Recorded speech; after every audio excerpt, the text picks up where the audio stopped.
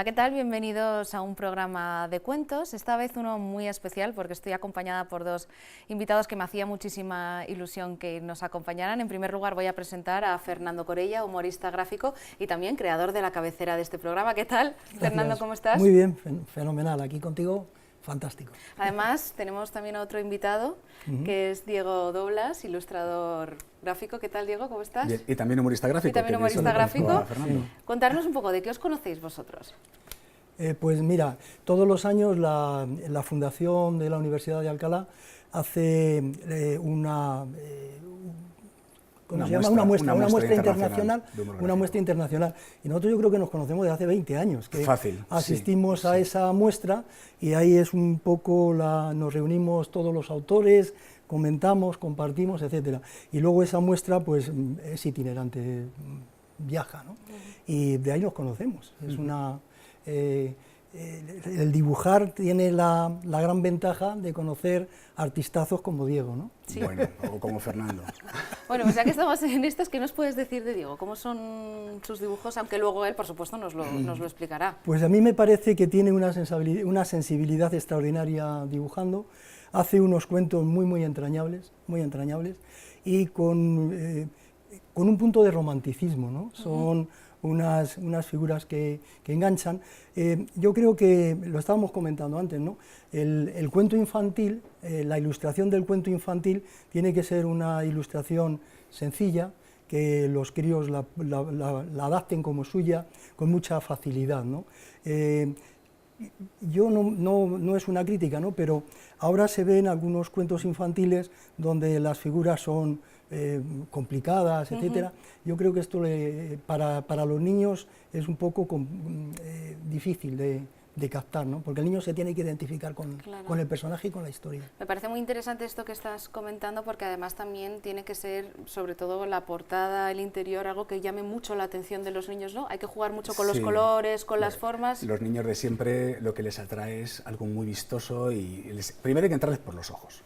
Entonces necesitan un poquito de vistosidad. De todas formas, sin contradecirte, pero tú fíjate, esos personajes ahora de Bob Esponja y tal, que son, me refiero que es a lo que te refieres, que quizás no tengan, y les encanta, o sea, hay un montón de cosas que son rarísimas, realmente yo no sé nunca por dónde van a salir. Cada uno aportamos lo que podemos y yo creo que tú con mucho talento y yo con lo que puedo, y entonces intentamos llegar a los chavales de esa forma. Pero realmente no sabes nunca por dónde van a salir, a lo mejor les gusta otras cosas. La anécdota de siempre, que le regalas un camión de juguete y juegan con la caja y no con el camión, o sea, ¿sabes? Son niños. Son niños. Claro. Yo cuando me refería a lo de las ilustraciones complicadas, lo de Bob Esponja, por ejemplo, no es una ilustración complicada, es una ilustración plana. A los de cómic. Me refiero a esos que son casi cubistas, que meten unos materiales extraños, que los críos les cuesta trabajo. Yo lo veo por mi entorno, ¿no? Yo creo que otra cosa, el tema de los colores, ¿no? Diego utiliza unos colores tremendamente suaves, atractivos, etcétera, ¿no? Y eso también te crea un poquito el ambiente de lo que tú quieres transmitir. En un cuento, por ejemplo, si quieres utilizar, en una página hay una escena que sea más fuerte, le tienes que meter unos colores más llamativos, más calientes. Si quieres que sea si se está refiriendo a una parte del cuento más suave, los colores son distintos. O sea, tú tienes que crear el ambiente con todo, con el dibujo, con los colores, crear el ambiente de esa Y un poco página. la línea de donde estábamos hablando, en este caso, como muchos aspectos de la vida, se diría que menos es más. Bueno, eso es una buena filosofía de vida, que conste, ¿eh? Siempre lo breve y bueno 2 veces bueno, ¿no? Y también la sencillez, yo creo que sí. A mí sí me gusta la sencillez. Lo que pasa es que también depende del tipo de cuento. Por ejemplo, yo te explico mi experiencia, ¿no? No es lo mismo un cuento que sea una historia inventada o fantástica, etcétera, que un cuento histórico. Cuando yo los cuentos que hago casi todos han sido históricos, entonces ahí sí que tienes que tener un rigor por por todo, por los detalles, si aparece una espada tiene que ser una espada de la época, si aparece una bandera tiene que ser esa bandera o un uniforme, etcétera. Sí te tienes que ajustar mucho a eso, porque si no, siempre te llama alguien y dice, oye, esto te has equivocado, esto no existía en esa época, etcétera, ¿no? O sea que el cuento histórico es otra cosa, quizás tiene que ser un poquito más complejo, pero en cuanto a los detalles, no en cuanto al dibujo.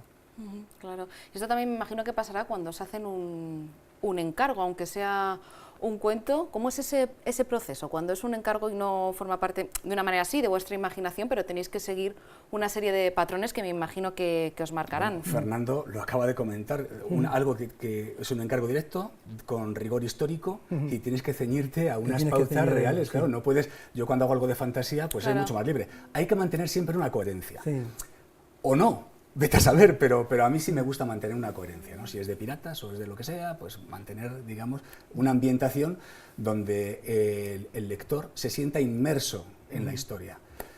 Si es histórico, claro, ya tienes que ceñirte a ciertos rasgos y ciertas cosas que tú tienes que mantener, no te puedes salir de ahí, claro. La libertad casi se acaba, pero también es verdad que facilita al autor. Pues como no puede salirse de ahí y tiene que mantenerlo, no tiene que andar pensando ¿de qué color esta capa? Es que era roja, es que era roja. No le tienes que dar más vueltas de hoja, claro. Sí. Efectivamente. En cuanto a lo que has comentado de los encargos, si el autor y el ilustrador son dos personas distintas, tiene que haber una comunión entre ellos, o sea, tienes que llegar a un equilibrio. Una muy buena historia con unas ilustraciones malas no va a funcionar, y al contrario lo mismo, ¿no? Una mala historia tampoco va a funcionar. Entonces, en este caso yo creo que el ilustrador tiene que tener, bajo mi punto de vista, tiene que tener la libertad de poderlo hacer como él lo vea, pero siempre de acuerdo con el autor, ¿no? No puedes hacer tú algo que no sea la idea que tuvo el autor del texto, ¿no? Y ahora una pregunta desde un poco mi ignorancia, porque no lo sé a ciencia cierta, pero la profesión de ilustrador es una figura que ahora mismo se está dando menos, se está perdiendo con el tiempo.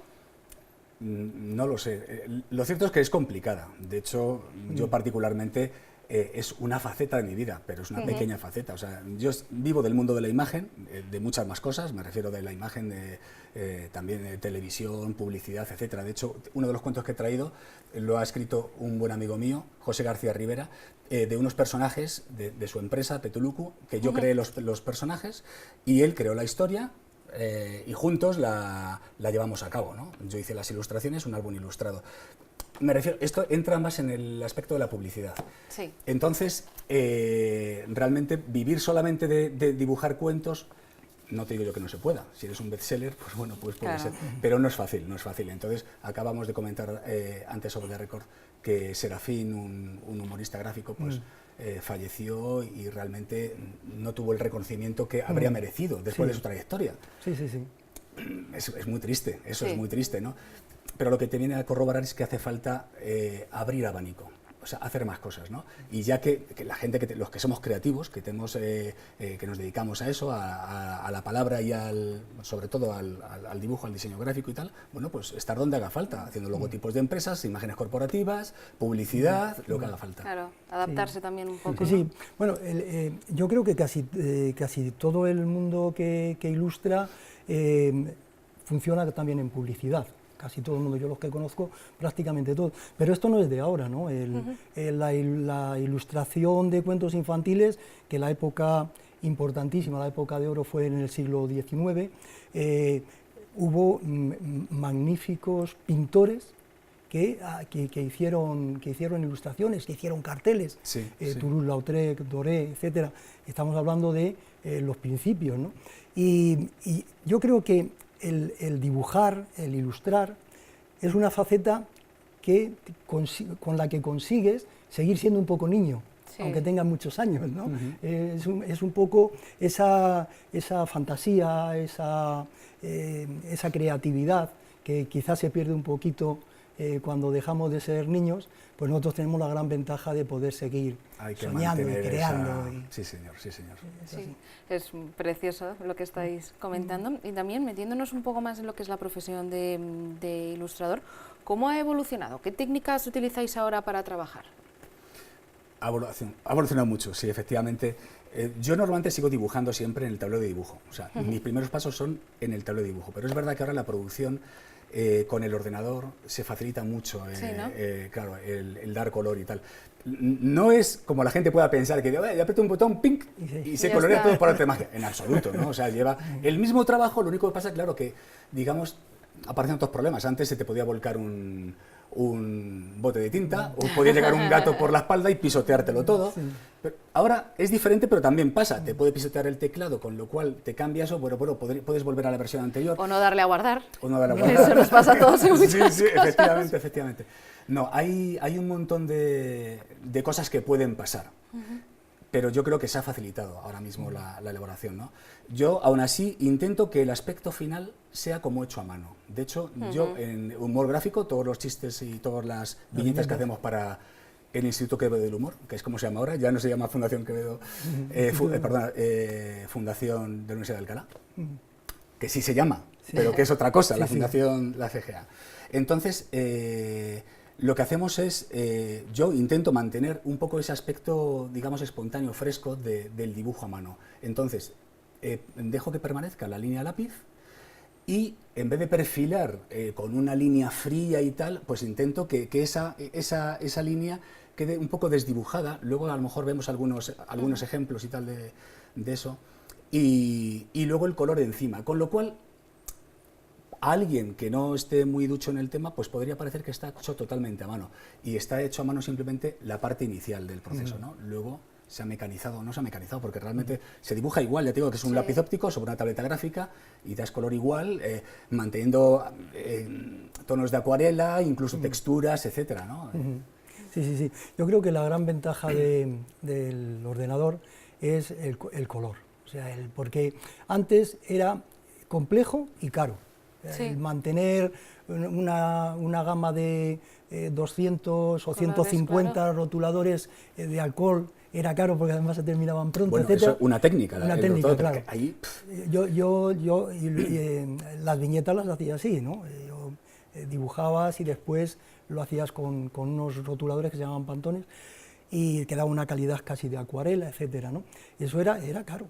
Y ahora con el ordenador, ¿qué ventaja tienes? Pues que tienes infinitos colores, millones de colores, que tiene la gran ventaja de que si no te gusta puedes cambiarlo, puedes cambiar el color, puedes cambiar si dibujas por capas algo. Y otra cosa fundamental es que antes de empezar el dibujo tenías que tenerlo en la cabeza, o sea, el boceto te tenías que ajustar a él, porque no había forma de volver atrás. Y ahora sí, ahora si te equivocas puedes cambiarlo, puedes moverlo, puedes rehacerlo, pero el trabajo, yo diría que ahora es más que antes.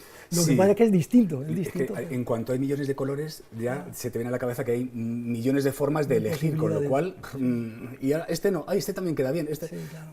Sí, el proceso se ha facilitado, pero es verdad que también en cierto modo se ha complicado. Me están diciendo en realización que tenemos una de las fotos de los bocetos, si no me confundo, en otro programa, porque ya va quedando menos tiempo y me he quedado con muchísimas preguntas, así que tendréis que volver para otro programa. Analizaremos de fondo, pero explícanos un poco, ¿qué es lo que estamos viendo ahora mismo en la foto? Pues estos son los bocetos del Tripata 2. El siguiente cuento, este está acabado, este es el libro que se editó, el número 1, y este es el segundo, que lo tengo a nivel de boceto, y con algunas páginas acabadas. Tú lo estás viendo en otra pantalla. Sí. Entonces, bueno, pues sí, simplemente pues, es una cosa que Teresa que te quería enseñar, que cómo nace, digamos, una historia, ¿no?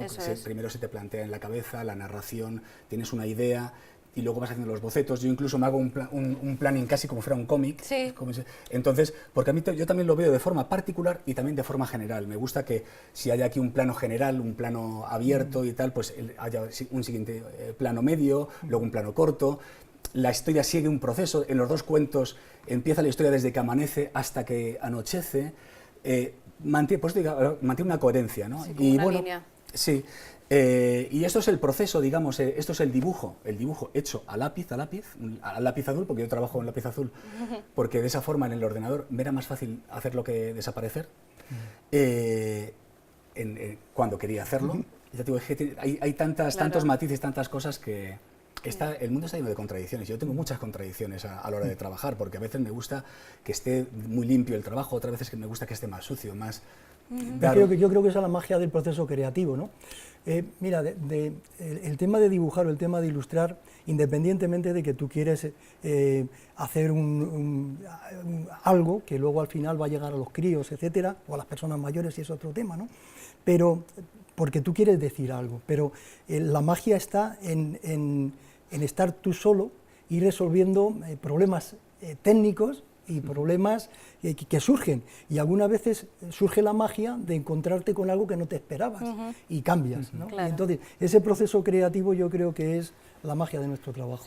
Pues si os parece, en el próximo programa analizamos ese proceso creativo, como nos contaba Diego, cómo nace la historia hasta que se plasma en un cuento. Ha sido un placer teneros con nosotros y Teresa, bueno, gracias. pues enseguida estaremos otra vez hablando de ese proceso creativo. Y mientras tanto, mientras nosotros volvemos, pues pueden seguir viendo Déjate de Historias Televisión. Aquí les esperamos. Hasta luego.